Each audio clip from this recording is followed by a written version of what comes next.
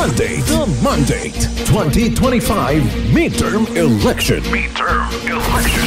Kabrigada, balotang gagamitin para sa BARM Parliamentary Elections, abay babaguhin daw ayon yan sa COMELEC. Brigada Jigo Custodio, ibrigada mo! Brigada Live Report.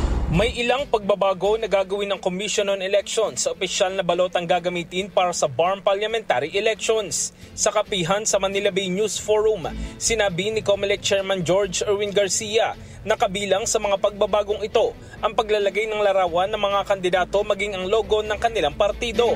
Ayon kay Garcia, maganda rin kasing may larawan upang makita ng mga botante ang mukha ng kanilang mga iboboto.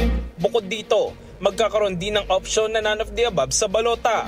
Samantala, nilinaw naman ni Garcia na kapag nagbukas sila ng filing ng Certificate of Candidacy ay para lamang ito sa 7 seats na ipapalit sa sulu na naalis na sa BARM.